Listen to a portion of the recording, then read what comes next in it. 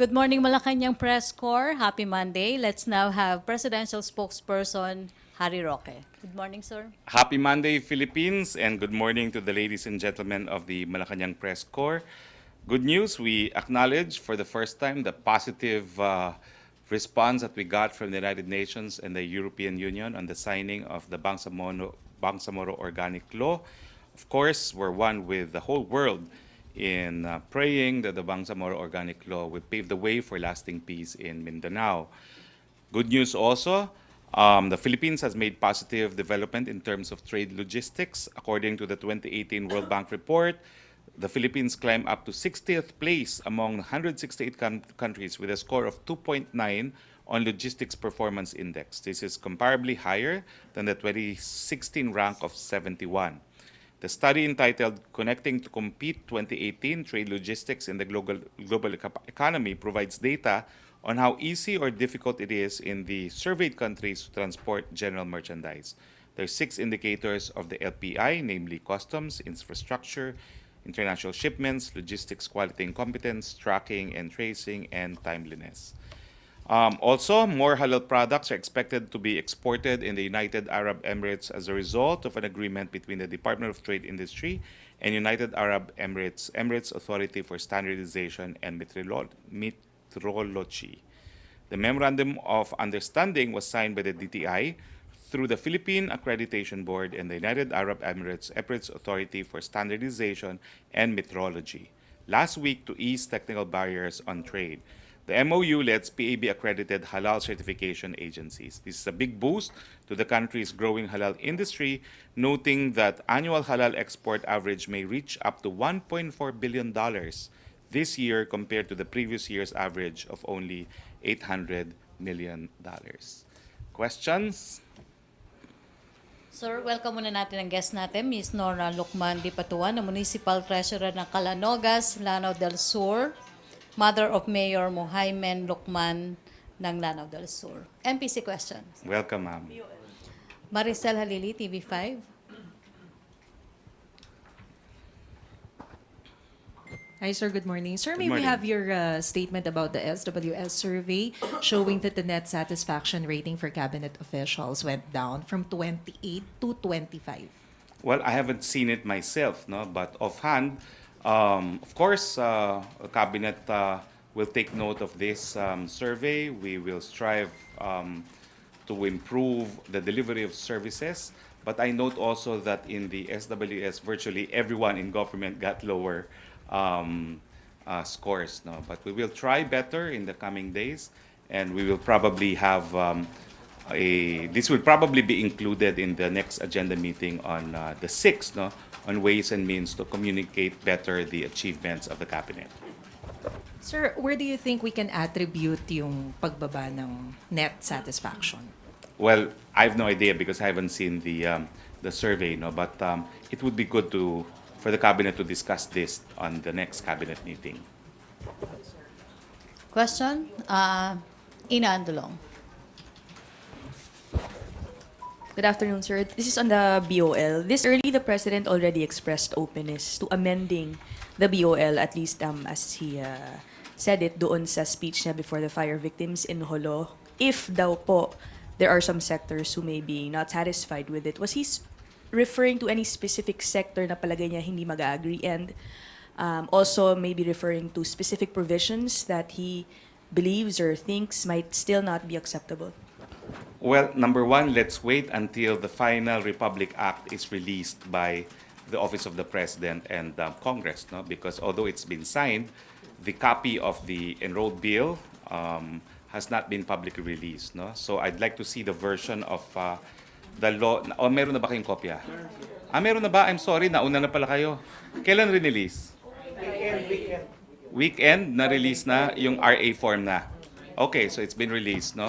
So let's wait for it to be effective. It has to be published in 2 newspapers of general circulation and the official gazette before we talk about that. No? But I think the general sentiment of the President is if there are those who want to object because of specific provisions, we're open to reviewing the specific provisions. No? Hindi po ba dapat, sir, nauna na yung consultation to avoid this kind of scenario? Nako, nagkaroon po ng napakadaming consultations. No?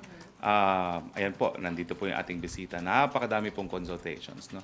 Kaya lang po talaga yung pinuntahan ni Presidente sa Hulo, maraming tumututol sa Sulu just because traditionally Sulu does not want to be part of it. No? But I think things have changed. I think this is already the fourth or fifth trip of the president to Holo Sulu. I don't think any other president has made this many trips to Sulu. And I think the message to the president is he really wants to reach out to the people of Sulu, and he wants lasting peace to include Sulu. So it's not to say that maybe the BOL's enactment was rushed because the president did want this to No. be a key part of his SONA. Well, it wasn't really rushed. It's been there. It's been pending. It took us almost a year to discuss the BOL. There's been substantial consultations. I note that, the president even called members of Congress and Senate, if I'm not mistaken, at least 3 times to the palace, no? And although, nothing is perfect. And of course, the BOL assigned into law is a result of compromise. So all that the president was saying was if you have specific complaints, we're open to discuss these complaints with a view of possibly amending further the law. Thank you, sir. Raymond Tinasa, follow-up. Ay sir, doon sa same speech niya, parang binanggit niya na he's not yet, hindi pa niya nakausap si MLF Chairman Nur Miswari after mapagtibay yung Bangsamoro Organic Law. And he said na he's willing to give autonomy if Nur Miswari would ask that. So does that mean na the President is open to grant or give Nur Miswari's group with the same like to the MILF, the regional autonomous region? Well, I think he's reaching out specifically to Nur Miswari. And he's willing to listen to Nur Miswari, and he's listen to accommodate some of Nur Miswari's wishes if it can be accommodated. No? But as of now, I think it's just really a strong message that if you're not happy with BOL, come talk to me. Yes, sir. Another also strong message when he invited the Abu Sayyaf terrorist group to negotiate. So does that mean that the government is now open negotiating to terrorists? Well, you see, that's the problem when I don't go with the president. I really did not see how he mentioned it. No? So in fact, foreign media was asking me about the lapu-lapu, no? But there was also a reference in the transcript on lapu-lapu, the fish. No? So I don't really know how to read the president's statement. Again, it was a Sunday. That's why I didn't go to Holo. I don't know what day it was. No? But I couldn't go. But I think what he's saying is, in the same way that he has been accepting surrenderies from the MLF and MNLF and NPA, he's willing to accept surrenderies from the ASG. So what he means is surrender and you will be given a new lease on life. No?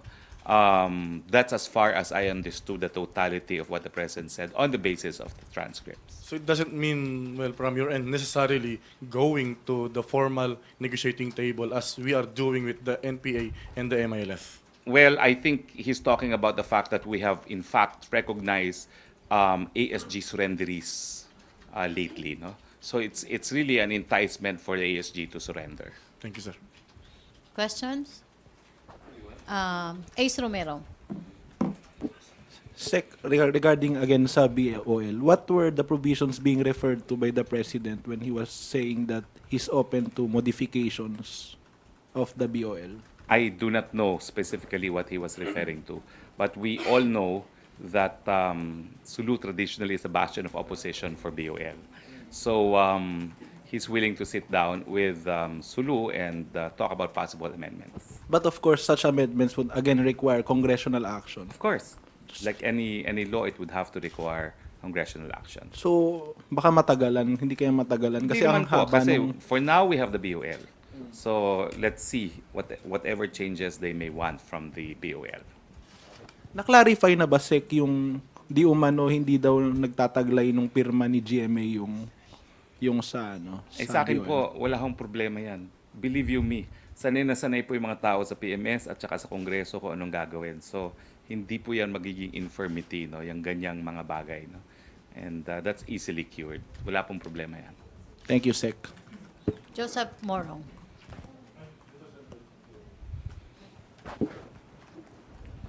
Magkaroon pa ba ng ng signing sa Malacañang? Well, ano na lang siguro, ceremonial or ceremony. Well, alam to niyo si commemorate. Presidente talaga hindi marunong, mahilig sa seremonya. You could imagine what the ceremony that the previous administration had on the BBL that was not passed, no? Ito, BOL na napasa, no? I would personally want to see a ceremony and I would like to invite all the stakeholders, but it's not my decision. So I'll find out today what the decision of the President will be, no? I'll also find out from PMS if they have a date scheduled for a ceremony of sorts. But I think we deserve one. Sir, syempre the ball now is with the COMELEC, no? Kasi earliest time that they can set the plebiscite is 90 days, 3 months, no? So any instructions to the COMELEC to make it happen, plebiscite? Well, of course, the COMELEC is an independent constitutional body. No? I don't think it's proper for the President to instruct them. They know their legal duty now that the law has been passed, but it has to be effective. We have to wait for the publication before the law becomes effective. Thank you, sir. Questions? Joyce Balasio. Sir, regarding lang po sa sinabi ng Tulfo na hindi sila magsusoli ng 60 million, kahit mamuti na raw ang mata, yung mga maghihintay. Well, unang-una po, matagal ko nang pinangako ito kay Mon, no? Tulfo. Yung mga nangako naman po, 2 Tulfo. Kaya naman sabi ko kay Mon, wala kang magagawa, Tulfos pa rin yan kasi 2 sila, no? Plural. So, si Ben at saka si Wanda, no? So, hindi ko alam kung sino nagsabi yung hindi sila magbabalik. Now, since Ben said hindi na sila magbabalik, so be it, no? Ang huling deklarasyon po ng Presidente dyan, and I asked him explicitly, is we will let the legal process proceed. Let the legal process proceed. Let those liable be held responsible. Raymond? Related Ace and then Joseph. But what's the comment of the palace regarding the plan of Senator Trillanos to file, I think, plunder case against the Tulfos for their supposed refusal to return the money? Well, the matter is in fact within the cognizance already of the ombudsman. So that would be treated as a second complaint. But as far as I know, before her retirement, Ombudsman Conchita Morales said she had already commenced investigation, no, into this matter. Joseph Morong. So there's a report from one of our reporters na sabi ay may binigyan na cut sa 2 tao. Dapat po lahat yung binigyan ng cut mapasama sa demanda. Sino ba ho yan? Sino?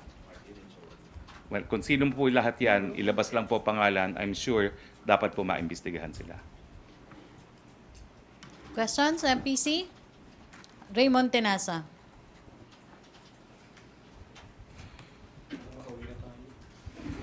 Sir, doon sa Train 2, I understand you've been saying, and even the Department of Finance, na mas gagalingan, paigtingin pa yung pagpapaliwanag sa mga senador na malamig at ayaw i-sponsor yung panukalang batas.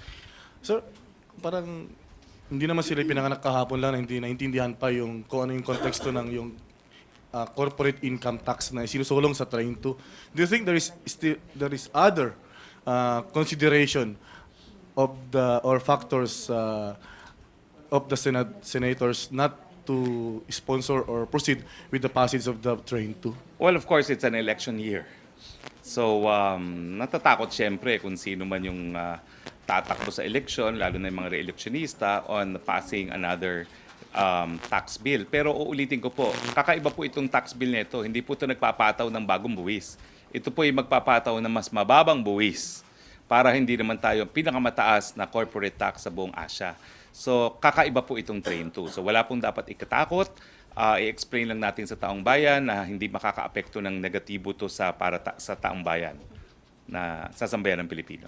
Medyo parang matigas sila. So, meron ba kayong kumbaga parang way para mahimas yung mga senador para i-consider nito knowing that the President wants it to be passed come December this year? Again, it's correcting their misconception that we are levying new taxes.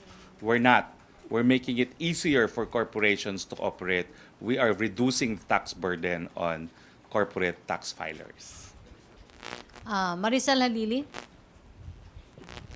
Hi, sir. Sir, may we have your statement on former President Noynoy Aquino's interview last Saturday, questioning yung statement ni Presidente dun sa kanyang SONA, saying na how can you separate human rights from human lives? Well, alam nyo, the president goes by what he says. He is pursuing the drug war because he values human lives. If the construction of many is that human life is the same or forms part of human rights, then so be it. That proves my point. The president is espousing, protecting, advancing human rights if you view human life as part of human rights. No argument there. And I wish he did more also in protecting human life, no? Because it was during his administration too that the UN also noticed that we were in breach of our obligation to right to life, especially on the killing of journalists as well. Meaning, sir, he didn't do... Meaning, more as a efforts former for- president, he shares partly in the blame for this culture of impunity. And one thing more, sir, sabi ni former President Aquino na ano pa yung point ng pag-upo ni former President Gloria Arroyo as House Speaker, considering na this will be her last term. So very minimal na rin naman daw yung magagawa niya sa Congress. Your view on You know, this? I really cannot comment on that because I had ceased to become a member of the House, and that was a decision made of the House. The former president was also a former member of the House. Siguro pareho na kaming non-congressmen, nagsalita na yung mga sitting congressman, respetuhin na lang po natin ang desisyon ng ating mga mambabatas. Okay, Joy. Sir, any thoughts of the President regarding sa sigalot sa loob ng PDP laban? Magpapatawag daw siya ng caucus. Kailan po kaya? Okay, yan po ang narinig kong sinabi ni SAP, pero I don't think it's really proper for the presidential spokesperson to comment on intra-party disputes of the PDP, noting that PDP itself has a spokesperson. Maybe both factions will have a spokesperson. So, of course, SAP Go had to comment because he's an officer of PDP Laban, no? But for me, I'd rather defer to the party officials to comment officially on whatever is happening within the party. The only thing that the president stressed when I consulted him on this regard is I remain chairman of PDP Laban. Yun lang po. Okay, follow up, Hannah? Sir, balik po kay House Speaker Gloria Arroyo. Sinabi din kasi ni former President Noynoy Aquino na may kinalaman si Pangulong Duterte sa pagkakaluklok daw kay GMA as House Speaker po. Well, paulit-ulit na po ako, no congressman can ever attest to that fact. So yun po. I don't know where President Aquino got his information, but more or less I'm in contact with the President, and I can assure you that he did not take any steps to influence either way the choice of leadership in the House. Sir, last on my part, sir, yung tungkol po dun sa case po ni Paco Larrañaga, may balak po daw silang humingi ng clemency kay Pangulong Duterte. Meron na po bang nakipag-usap po from their camp po sa Office of the President? No information po. I read that news and I said I have no information to confirm nor deny, but the power to grant clemency, of course, is an executive power. That will Joseph? have to go through the Board of Pardon and Parole, no, within the DOJ. Okay, Joseph. Then last question na tayo kay Chona. Sir, sa Boracay, no? LRWC, I think last week said that the plan to build a casino there is still on track because they have a provisional license and they're just waiting for Boracay to open. How does this fit with the statement of the President, even Secretary Simatu, that no casino will be put up in I Boracay? don't think any private entity should test the political will of the president on the issue of casinos in Boracay. The president has said no, and I would hope they would respect that as part of executive power. Noting that the provisional license is not a license itself, it is conditional, it is provisional, it is subject to the happening of conditions which will never be fulfilled because the president has said he will not allow it. Okay, thank you. Chona, you? Microphone, Joseph. Thank you. Sir, good morning. There's a statement from CONCOM that they're planning to tap ASEC Mocha Uson for information dissemination on federalism. You being part of that information dissemination group, anong assurance that the information will be reliable, being relayed sa public, considering na marami siyang issues sa fake news and Well, that's a statement from the CONCOM po. I leave it to them to clarify their position. I cannot speak for the consultative committee. Pero sir, di ba part kayo ng information dissemination? As spokesperson, I am, but I'm not part of the consultative committee. They have their own spokesperson. Okay, Bernadette Nicolas. Sir, follow-up lang po dun sa tanong ni Ms. Chona. Pero sir, di ba ipapresent po sa inyo ng CONCOM yung con-plan po nila about it po within this week po? Well, actually, they have a con plan, but we have a broader con plan. The lead agency here, because of the limited life of the constitution of the consultative committee, which expires this August 6, if I'm not mistaken, the initiative is now being led by DILG, okay, and PCOO, and my office insofar as I will be part of the dissemination team. No? But it's DILG that is the lead agency in this regard. So sir, wala po kayong say about it po, yung regarding sa pag-tap po ng CONCOM kay Mocha? Well, decision po kasi ng consultative committee yon, and they have their own spokesperson. No? So I'd rather that you consult the spokesperson of the consultative committee. Question? So what are your thoughts, sir, about Mocha being tapped as to help the info drive po sa federalism campaign? Anyone is welcome to disseminate. Of course, we seek to come up with standardized dissemination materials so that no one will deviate from the messaging. So we're developing materials for disseminators, and we're formulating a module to train first the trainers, and we're developing a module for dissemination so that anyone who will follow the module can disseminate properly. Okay. Other issue po, sir. Dun sa EO naman po, sir, on FINL po, yung foreign investment negative list po. Kailan po kaya Hindi pa nga lumalabas eh. No? I'll follow it up because I think I follow this up also. No? At hindi pa lumalabas. And Secretary Pernia, I think, also said that that's a matter of urgency. Well, if nothing happens between now and August 6, I will bring it up in the cabinet meeting, the status of the negative list. Okay? Okay, sir. Sir, last na. What's the reason po kaya for the 2-month delay of the signing of the EO on FINL po? Siguro pinag-aaralan lang naman. Wala naman po bang apprehension si President regarding sa mga nakalagay po dun sa ginawang EO po nila Secretary Pernia po? Wala naman po kasi ang procedure naman dito, even if it comes from the cabinet, it's submitted to PMS and it's again subjected to study, not only technical but also legal. No?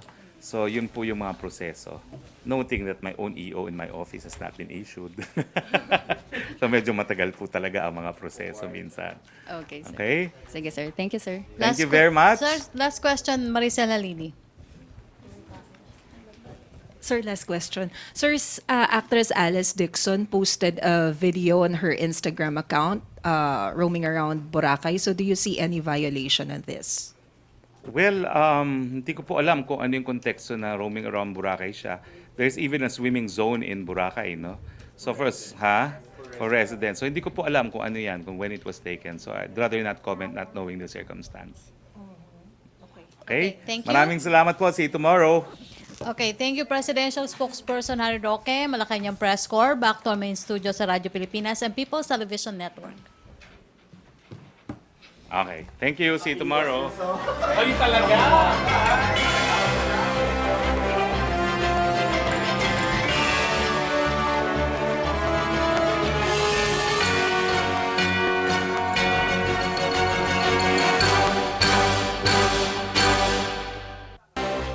Hindi naman ako congressman na.